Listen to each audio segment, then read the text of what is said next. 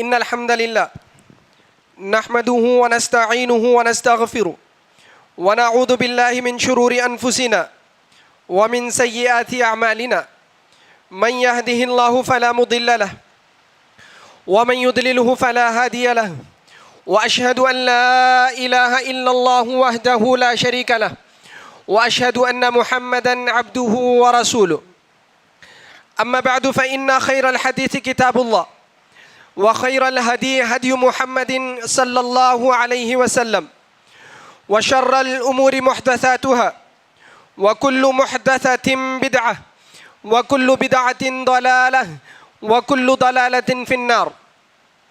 فأعوذ بالله السميع العليم من الشيطان الرجيم من همزه ونفخه ونفسه. بسم الله الرحمن الرحيم. يا أيها الذين آمنوا اتقوا الله حق تقاته ولا تموتن إلا وأنتم مسلمون.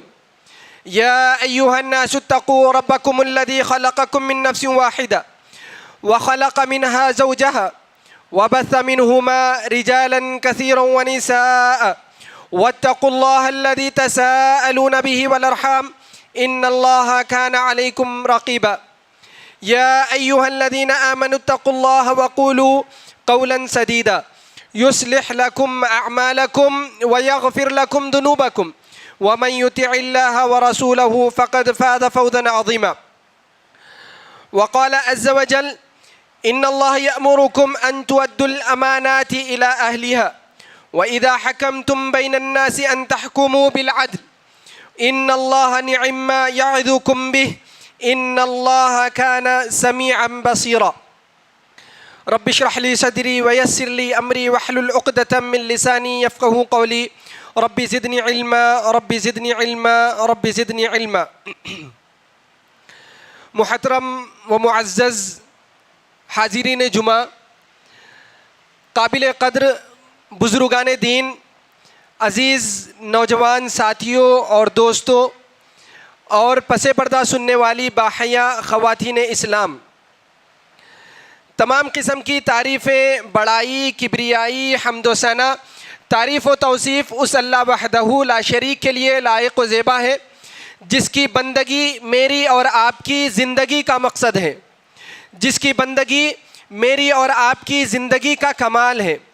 تمام تعریفیں اس اللہ کے لیے ہیں جس سے ہم ہر معاملے میں مدد طلب کرتے ہیں، ہمارے اپنے اعمال کے شر سے اس کی پناہ میں آتے ہیں اور ہمارے اپنے نفس کے شر سے ہم اس کی پناہ میں آتے ہیں۔ سب سے بہترین ہدایت اللہ رب العالمین کی ہدایت ہے۔ جس انسان کو اللہ رب العالمین ہدایت دے اسے کوئی گمراہ نہیں کر سکتا، اور جس انسان کو اللہ رب العالمین گمراہ کر دے اسے کوئی ہدایت نہیں دے سکتا۔ اور سب سے بہترین بات پیارے نبی محمد رسول اللہ صلی اللہ علیہ وسلم کی بات ہے، اور سب سے برے اور بدترین کام، سب سے حقیر اور بدترین کام اللہ کے اس مکمل کردہ دین اسلام میں اپنی جانب سے کسی بھی کام کو ایجاد کر لینا، اللہ کی محبت کے خاطر یا اللہ کے رسول صلی اللہ علیہ وسلم کی محبت کو لے کر اپنی جانب سے کوئی کام ایجاد کر لینا، یہ سب سے برے اور بدترین کام ہے۔ ایسے کاموں کو دین اسلام میں بدعت کہا جاتا ہے، اور ہر بدعت گمراہی ہے، اور ہر گمراہی جہنم میں لے کر جانے والا سبب بنتی ہے۔ اللہ رب العالمین ہم سب کی حفاظت فرمائے، اللہم آمین۔ اے ایمان والو، اللہ رب العالمین سے ڈرو، اتنا ڈرو جتنا حقیقی معنی میں اللہ سے ڈرنے کا حق ہے۔ جیسے ڈرنا چاہیے اللہ رب العالمین سے ویسے ڈرو، اور مجھے اور آپ کو موت آئے، میری اور آپ کی آخری سانسیں نکل رہی ہوں تو میں اور آپ اس حال میں اس دنیا کو چھوڑ کر جائیں کہ میں اور آپ پکے، اچھے اور سچے مسلمان بن کر رہیں۔ اے لوگو، اس اللہ رب العالمین سے ڈرو جس اللہ نے ہم سب کو ایک جان سے پیدا کیا، حضرت آدم علیہ السلام سے، اور اللہ نے ان سے ان کا جوڑا، ان کی بیوی حضرت حوا علیہ السلام کو پیدا کیا، اور پھر اللہ نے ان دونوں مرد و خاتون سے دنیا میں بہت زیادہ مرد و خواتین کو پھیلا دیے۔ اللہ کے بندو، اس اللہ رب العالمین سے ڈر کر زندگی گزارو جس کے نام پر ہم آپس میں ایک دوسرے سے چیزیں مانگتے ہیں، اللہ کا واسطہ دے کر لوگوں سے مدد مانگتے ہیں، اس اللہ رب العالمین سے ڈرو، اور اس اللہ رب العالمین سے ڈر کر زندگی گزارو جس کے نام پر ہم رشتہ داریاں جوڑتے ہیں، رشتہ داروں کے پاس آتے جاتے ہیں، رشتہ داریاں قائم کرتے ہیں، اس اللہ رب العالمین سے ڈرو۔ ان اللہ کان علیکم رقیبا، کیونکہ میرے بھائی اللہ رب العالمین ہم سب کو ہر حال میں، ہر جگہ، ہر وقت دیکھ رہا ہے۔ اللہ کی نظر، اللہ کی نگرانی اندھیروں میں، اجالوں میں، دن میں، رات میں، تنہائی میں، پروائی میں، ہر جگہ اللہ کی نظر ہم سب کو دیکھ رہی ہے بھائی۔ اسی لیے مجھے اور آپ کو اللہ سے ڈر کر زندگی گزارنی چاہیے۔ اے ایمان والو، اللہ رب العالمین سے ڈرو اور سیدھی سچی بات کرو، حق والی بات کرو، حق بات کرو اور سچی بات کرو۔ اس کا فائدہ یہ ہوگا کہ اللہ رب العالمین اچھی بات کرنے سے، نرم بات کرنے سے، سچی بات اور حق والی بات کرنے سے اللہ رب العالمین ہمارے آپس میں محبتیں پیدا کر دے گا، ہمارے آپس میں الفتیں پیدا ہوگی، ہم ایک دوسرے کے قریب آئیں گے، ہم ایک دوسرے سے محبت کرنے لگیں گے۔ وہیں اگر ہم نے غلط بات کی، جھڑکی والی بات کی، سخت زبان اختیار کی، جھوٹ بات ہم نے کی، تو ہمارے آپس میں دشمنیاں پیدا ہو جائے گی، نفرتیں پیدا ہو جائے گی، ہم ایک دوسرے سے دور چلے جائیں گے۔ کیا رشتہ دار، کیا دوست، یہ ساری چیزیں ٹوٹ جائے گی غلط بات، جھوٹ بات اور سخت زبان اختیار کرنے سے۔ اسی لیے اللہ نے کہا کہ سیدھی اور سچی بات کرو اللہ کے بندو۔ اور دوسرا فائدہ اللہ نے کہا وَيَغْفِرْ لَكُمْ ذُنُوبَكُمْ، اللہ رب العالمین تمہارے گناہوں کو بھی معاف کر دے گا۔ اللہ اکبر، اللہ ہمارے گناہوں کو معاف کر دے گا۔ اس کے بعد اللہ کہتے ہیں وَمَن يُطِعِ اللَّهَ وَرَسُولَهُ فَقَدْ فَازَ فَوْزًا عَظِيمًا۔ یہ جو تعلیمات تم کو دی گئی، یہ جو تعلیمات ہمارے اور آپ کے سامنے آئی، اس کو جو سن کر عمل کرتا ہے، جو اللہ کی اور اللہ کے رسول کی اطاعت کرتا ہے، وہی بندہ دنیا اور آخرت کا سب سے کامیاب اور سب سے بڑا کامیاب انسان ہے۔ اللہ رب العالمین سے دعا کرتا ہوں اللہ ہم سب کو کامیاب انسانوں میں شمار فرما دے، اللہم آمین۔ محترم حضرات، میں آپ تمام سے میری بات آگے بڑھانے سے پہلے ادباً آپ معزز حاضرین سے یہ گزارش کروں گا کہ خطبہ جمعہ کے جو آداب ہیں، خطبہ چلتے ہوئے مسجد میں کیسے بیٹھنا ہے، خطبہ کیسے سننا ہے، یہ ساری چیزیں اللہ کے رسول نے ہم کو سکھائی۔ یہاں پر آپ کسی سے بات چیت نہیں کریں گے، یہاں پر آپ کسی کو سلام کا جواب نہیں دیں گے، یہاں پر آپ ہٹ کر کسی کو جگہ نہیں دیں گے۔ بچے بات کر رہے ہیں، شرارت کر رہے ہیں، آپ ان کو خاموش نہیں بٹھائیں گے، آپ یہاں پر ہنسیں گے نہیں، آپ یہاں پر فون کا استعمال نہیں کریں گے۔ اگر یہاں تک کہ اگر آپ کے سامنے کوئی کچرا پڑا ہوا ہے، کوئی موبائل فون کوئی چیز رکھی ہے، اللہ کے واسطے بھائی آپ اس کو بھی حرکت نہیں دیں گے، کیونکہ اللہ کے رسول صلی اللہ علیہ وسلم نے فرمایا خطبہ چلنے کے دوران، خطبے کے دوران اگر کوئی بندہ اپنے سامنے پڑے ہوئے معمولی کچرے کو حرکت دیتا ہے، اس سے لغو کام ہو جاتا ہے، بیکار کام ہو جاتا ہے، ہو سکتا ہے اس سے جمعہ کی فضیلتیں ضائع ہو جائیں، ہو سکتا ہے جو اللہ کا پیغام خطیب کے زبانی آپ کا اور ہمارے سامنے آ رہا ہے اس کا فائدہ ہماری زندگی میں نہ ہو۔ اسی لیے یہ ساری چیزیں اللہ کے رسول نے منع کی۔ میں آپ تمام سے ادباً گزارش کروں گا، خواتین سے، ماؤں بہنوں سے بھی گزارش کرتا ہوں کہ آپ لوگ ان باتوں کا خیال رکھیں۔ اللہ رب العالمین سے دعا کرتا ہوں اللہ جو باتیں کہی اور سنی جا رہی ہیں، اللہ کہنے اور سننے سے زیادہ ہمیں عمل کی توفیق عطا فرما، اللہم آمین۔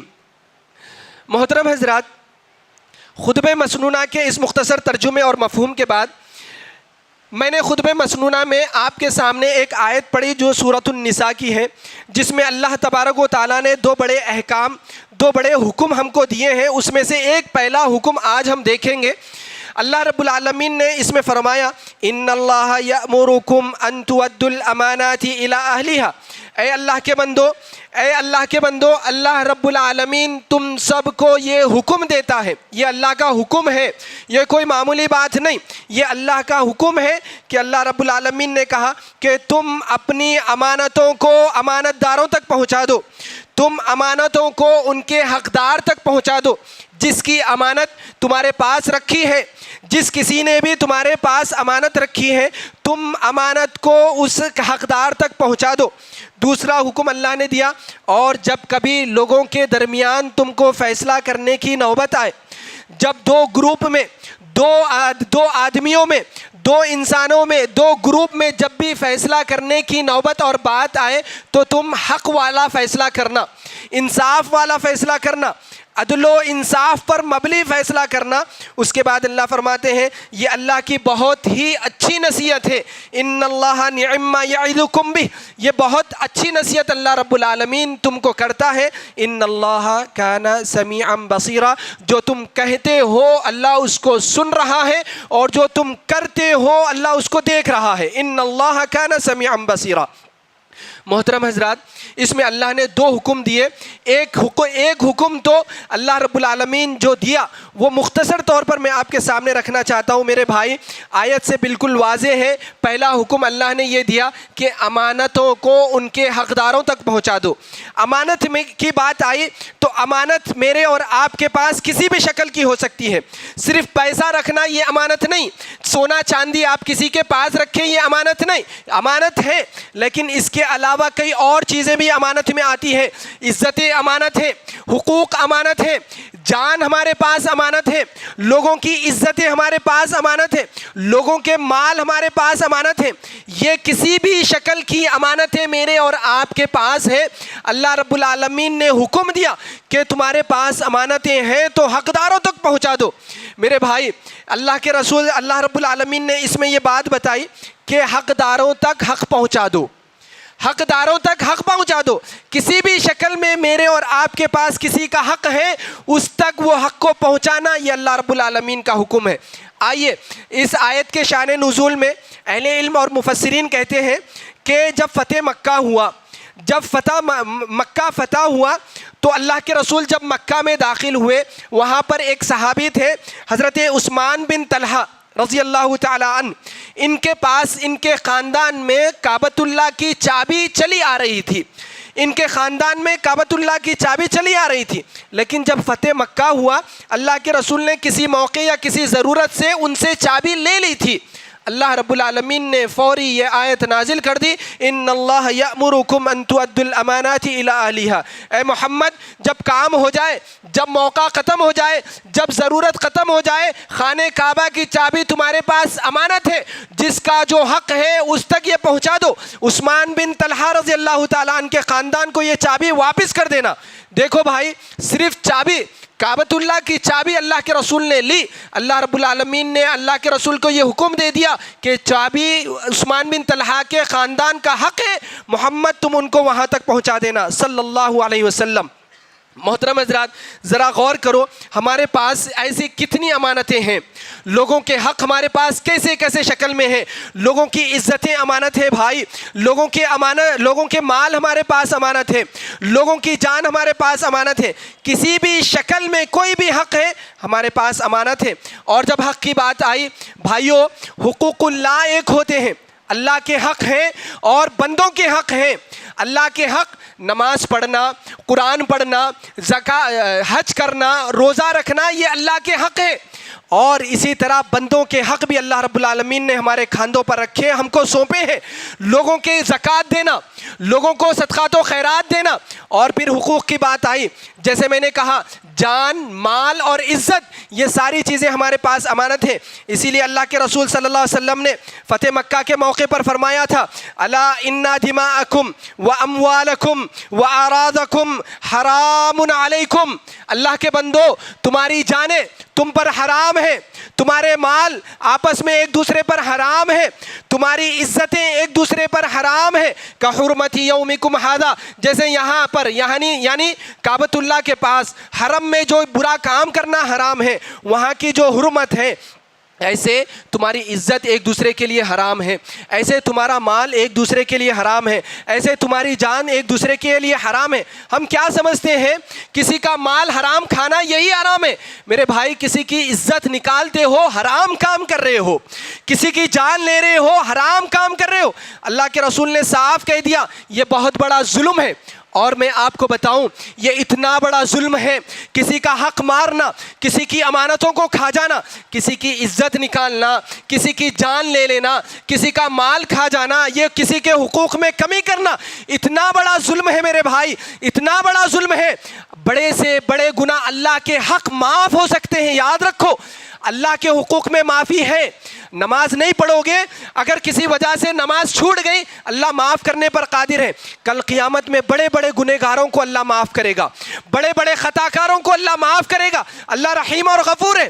لیکن یاد رکھو اللہ کے بندوں کے حق میں حق تلفی اگر کی, کسی کی عزت نکالی, کسی کا مال کھا گیا, کسی کی جائیداد کھا گئی, کسی کو وراثت کے حق سے محروم کر دیا, بہنوں کو وراثت کے حق سے محروم کر دیا, یہ ایسی حق تلفی ہے جب تک تم حقدار سے معافی نہیں مانگو گے, جب تک تم حقدار سے کو راضی نہیں کرو گے, اللہ معاف کرنے والا نہیں ہے میرے بھائی. اللہ معاف نہیں کرے گا جب تک بندے سے معافی نہیں مانگی جائے گی, جب تک لوگوں کو راضی نہیں کیا جائے گا, اللہ رب العالمین بھی معاف نہیں کرے گا. دیکھو ایک حدیث میں اللہ کے رسول نے فرمایا, یہ حدیث ہم نے بار بار پڑھی, لیکن آج اس نیت سے سننا اور اس حیثیت سے سننا کہ اگر میں نے آج کسی کا حق مارا ہے کسی بھی شکل میں, آج ہی اور ابھی جا کر میں اس حق کو ادا کر دوں گا. دیکھو کتنی بڑی بات اللہ کے رسول نے بتائی. دنیا کا سب سے بڑا مفلس کون ہے؟ اللہ کے رسول نے صحابہ سے پوچھا سب سے بڑا مفلس انسان کون ہے؟ صحابہ نے بتایا اللہ کے رسول جس کے پاس کھانا نصیب نہیں, اللہ کے رسول جس کے پاس پیسہ نہیں ہے وہ بہت بڑا مفلس انسان ہے, وہ بڑا مسکین انسان ہے. اللہ کے رسول نے فرمایا نہیں, یہ مسکین انسان نہیں. اللہ کے رسول نے بتایا مسکین انسان وہ ہے جو کل قیامت میں آئے گا, بڑے بڑے حج کیے ہوں گے, نمازوں کا پابند رہا ہوگا, صف اول کا نمازی رہا ہوگا, قرآن کی تلاوت کیا ہوگا, حج اور عمرے اس کے اعمال میں لکھے ہوں گے, بڑا نیکوکار ہوگا, پہاڑوں جیسی نیکیاں اللہ کے پاس لے کر آئے گا. لیکن جب اس کا حساب و کتاب ہو رہا ہوگا, وہاں سے کچھ لوگ آئیں گے, حقدار آئیں گے اور کہیں گے اللہ اس نے یہ نمازی تو تھا, اللہ یہ حج تو کیا تھا, اللہ اس نے عمرے تو کیے, اللہ اس نے صدقات و خیرات تو کیے, اللہ اس نے میری عزت نکالی تھی, اللہ اس نے میری جائیداد قبضہ کر لیا تھا, اللہ اس نے میرا مال کھا گیا تھا, اللہ اس نے مجھ کو وراثت سے محروم کر دیا تھا. یہ سارے حقداروں کی لائن لگ جائے گی. اور اللہ رب العالمین کیا کرے گا بتائیں؟ اللہ کے رسول فرماتے ہیں اللہ رب العالمین حقداروں کو اس کی نیکیاں اٹھا کر دیتا چلا جائے گا. نیکیاں, نمازوں کی نیکیاں حقدار کو, حج کی نیکیاں حقدار کو, قرآن پڑھنے کی نیکیاں حقدار کو, ساری نیکیاں حقداروں پر بانٹ دی جائے گی. ابھی حقدار باقی ہوں گے, ابھی حقدار باقی ہوں گے. اس کے بعد اللہ کے رسول نے فرمایا اب تو نیکیاں ختم ہو گئی, اب حقداروں کے اگر کوئی گناہ ہے ان کے گناہ اس نیکوکار پر لاد دیے جائیں گے. اللہ اکبر.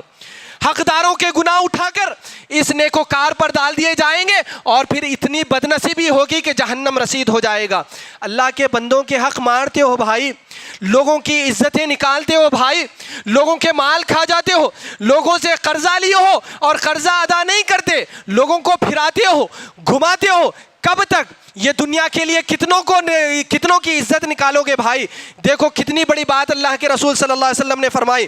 اور اسی طرح ایک اور حدیث میں اللہ کے رسول صلی اللہ علیہ وسلم نے فرمایا اگر دنیا میں کوئی انسان معافی نہیں مانگے گا نا, اگر کسی پر ظلم کیا, کسی کی عزت نکالی, کسی کا مال کھا گیا, کسی کی جائیداد قبضہ کر لی, کسی کی زمین قبضہ کر لی, کسی کی عزت نکال دی, اگر یہ ظالم انسان جب تک جس کا حق مارا ہے اس سے معافی نہیں مانگے گا, اس کو راضی نہیں کرے گا, اللہ کے رسول صلی اللہ علیہ وسلم فرماتے ہیں اس کی معافی ہونے والی نہیں. اللہ کے رسول نے ایک حدیث میں فرمایا من کان لہ مظلمۃ لاخیہ فی عرضہ او شیء فلیستحلل منہ. اگر کسی نے کسی کی عزت نکالی ہے, اگر کسی نے کسی کا حق مارا ہے تو دنیا میں ہی اس سے معافی مانگ لو, دنیا میں ہی اس کو راضی کر لو. کب؟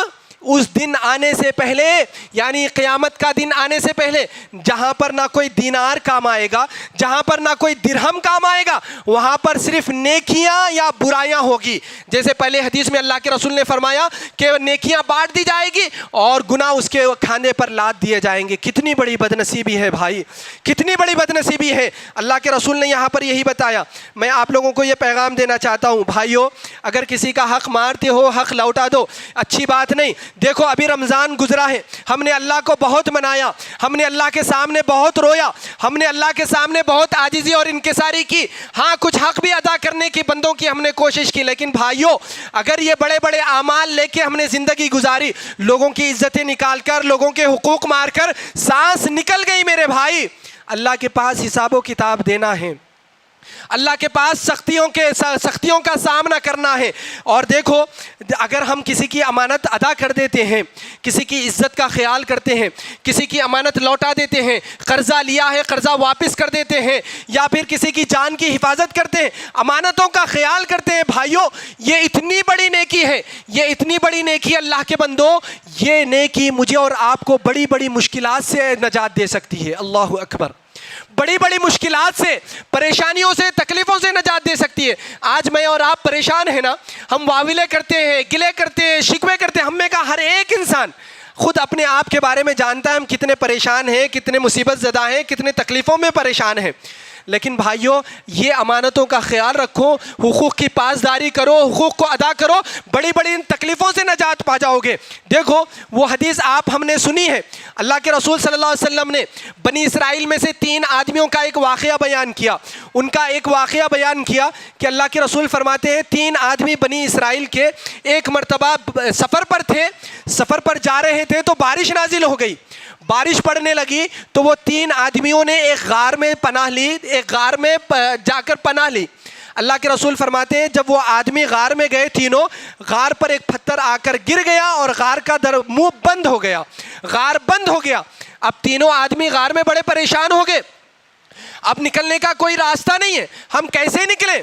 تینوں نے مل کر مشورہ کیا کہ اگر ہمارے پاس کوئی خالص نیکی ہو، اللہ کو راضی کرنے والی نیکی ہو، اگر ہم نے کوئی ایسا اچھا کام کیا ہے جو صرف اور صرف اللہ کے خاطر کیا ہے، اللہ کو راضی کرنے کے لیے کیا ہے، تو اس کا واسطہ، اس کا وسیلہ لے کر ہم اللہ سے دعا کریں گے۔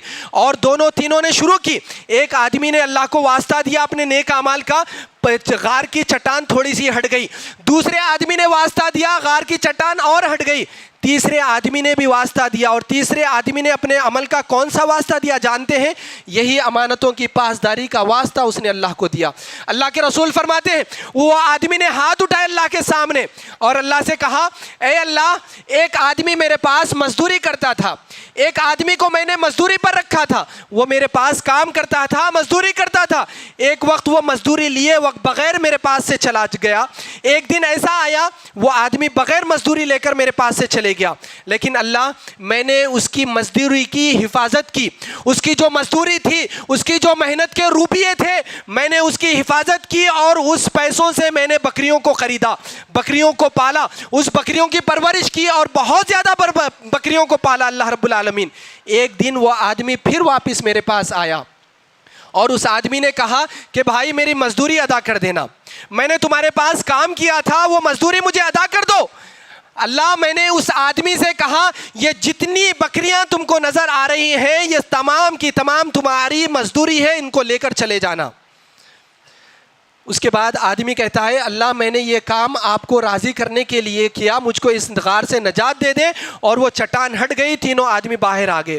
یہاں پر بتانے کی بات یہ ہے میرے بھائی، اس نے اللہ کو یہ واسطہ دیا کہ مزدوری کو میں نے ایسی شکل میں ادا کیا کہ بہت زیادہ بکریاں ہو گئی تھی اور میں نے وہ تمام بکریاں اس کو دے دی۔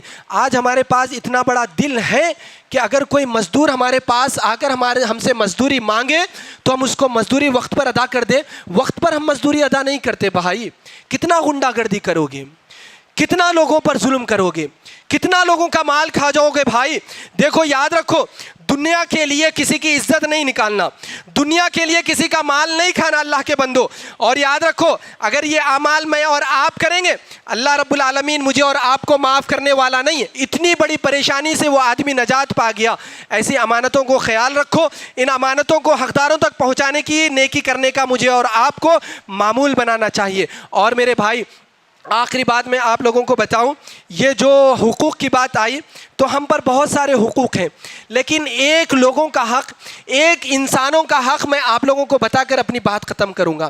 ہمارے پاس انسانوں میں سب سے بڑا رشتہ کس کا ہے؟ ہمارے پاس سب سے بڑا رشتہ ہمارے اپنے ماں باپ کا ہے۔ اللہ کے بعد سب سے بڑا حق میرے اور آپ کے کھاندے پر بھائیوں ہمارے اپنے ماں باپ کا ہے۔ اللہ تبارک و تعالیٰ نے فرمایا وَقَضَىٰ رَبُّكَ أَلَّا تَعْبُدُوا إِلَّا إِيَّاهُ وَبِالْوَالِدَيْنِ إِحْسَانًا۔ اللہ کے بندو، اللہ کی عبادت کے بعد سب سے پہلا حق ماں باپ کا ہے، سب سے پہلا حق ماں باپ کا ہے۔ ماں باپ کے ساتھ اچھے رہو بھائی۔ آج ہمارے نوجوان بھائیوں کا کیا حال ہے؟ میں نوجوان ساتھیوں سے کہنا چاہتا ہوں میرے بھائیوں، یہ ماں باپ کی قدر کرو، یہ بڑی نعمت ہے، ان کے حق ادا کرنے کی کوشش کرو۔ کبھی ان کے ساتھ جھڑک کر بات نہیں کرنا، کبھی ان کے سامنے سینہ تان کر کھڑے نہیں ہونا، کبھی ان کو گالی گلوچ نہیں کرنا میرے بھائی، اللہ ناراض ہو جائے گا۔ اللہ کے رسول نے فرمایا اللہ کی رضامندی ماں باپ کی رضامندی میں ہے۔ ماں باپ راضی ہیں، ماں باپ خوش ہیں، اللہ خوش ہے۔ ماں باپ ناراض ہیں تو اللہ ناراض ہے بھائی۔ آج ہمارے خاندانوں میں، ہمارے گھروں میں یہی عالم چل رہا ہے۔ ہمارے سے ہم پر اللہ غصہ ہو گیا ہے، اللہ ہم سے ناراض ہے، کیوں ہم نے ماں باپ کو ناراض کر دیا بھائیوں۔ اللہ رب العالمین نے قرآن میں اللہ ہمارے اپنے ماں باپ کے حق بتائے، ان کو اف نہیں کرنا، ان کو ڈانٹنا نہیں، ان کے سامنے سینہ تان کر کھڑے نہیں ہونا۔ میرے بھائی ایسے ماں باپ کے ساتھ حق تلفی کرتے ہو، ایسے ماں باپ کے ساتھ غصے میں بات کرتے ہو، ان کے سامنے سینہ تان کر کھڑے ہوتے ہو، جس ماں باپ نے ہم کو اس وقت کھلایا پلایا جب ہم کھانے پینے کے لائق نہیں تھے، اس وقت ہم کو پہنایا جب ہم پہننے کے قابل نہیں تھے، اس وقت انہوں نے ہم کو پاک رکھا جب ہم پاکی حاصل کرنے کے قابل نہیں تھے میرے بھائی۔ اب 14-15 سال ہونے کے بعد ہم ان کے سامنے جھڑکی سے بات کرتے ہیں، ہم ان کی عزت نکالتے ہیں، اور عزت نکالنے کی بات آئی، میں میرے نوجوان بھائیوں سے اور نوجوان بہنوں سے کہنا چاہتا ہوں اللہ کے واسطے ان کو خاندانوں میں، ان کو معاشرے میں ذلیل نہ کرو۔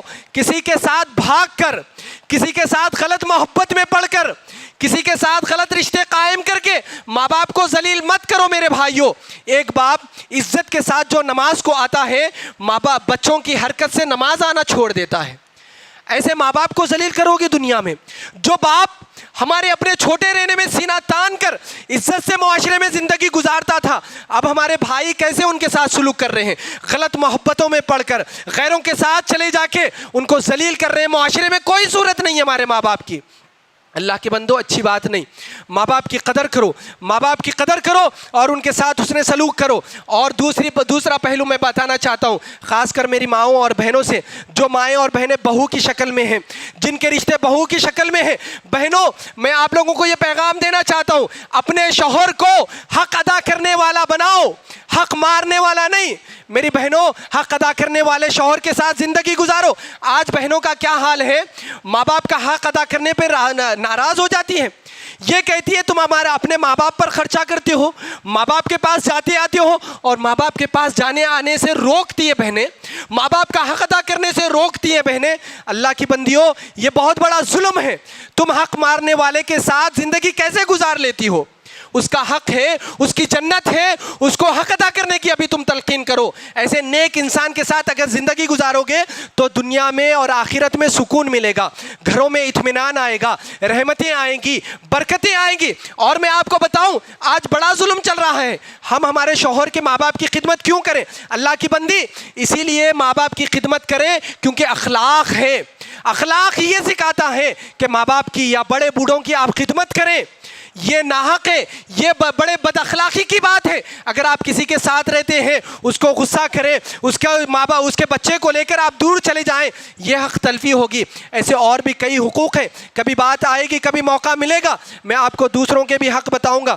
مختصر بات یہ کہہ کر اپنی بات ختم کروں گا۔ بھائیوں اللہ کے حقوق کے ساتھ ساتھ بندوں کے حقوق بھی ہیں، اور حقوق میں جان کے حق ہیں، مال کے حق ہیں اور عزتوں کے حق ہیں۔ کسی کی عزت نہیں نکالنا بھائی، کسی کا مال نہیں کھانا اور کسی کی جان نہیں لینا۔ اور اگر یہ حق تلفی کی ہو تو زندگی میں معافی مانگ لو اور اس انسان کو راضی کر لو تاکہ کل قیامت کی سختیوں سے ہم نجات پا جائیں، اللہ کی رضامندی ہم کو مل جائے۔ ہم یہ کوشش کریں۔ اللہ رب العالمین سے میں دعا کرتا ہوں اللہ جو باتیں کہی اور سنی گئی ہیں اللہ کہنے اور سننے سے زیادہ ہمیں عمل کی توفیق عطا فرما۔ اللہ حقیقی معنی میں صحیح حق ہمیں ادا کرنے والا بنا، اللہ ہمیں حقداروں تک حق پہنچانے والا بنا۔ اللہ ہماری دعاؤں کو قبول فرما۔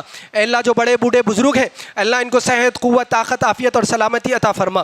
اللہ جو ہمارے ماں باپ ہیں اللہ ان پر رحم فرما۔ رب ارحمہما کما ربیانی صغیرا، رب ارحمہما کما ربیانی صغیرا، رب ارحمہما کما ربیانی صغیرا۔ اللہ ہمارے ماں باپ کی حفاظت فرمانا، بلاؤں سے، مصیبتوں سے، بیماریوں سے، تکلیفوں سے ہمارے ماں باپ کی حفاظت فرمانا۔ اے اللہ ان کو کسی کا کھاندے کا بوجھ نہ بنانا، اے اللہ ان کو کسی کا محتاج نہ بنانا، اے اللہ ان کو ہم کو جب تک اس دنیا میں رکھ، خیر کے ساتھ ایمان کے ساتھ رکھنا۔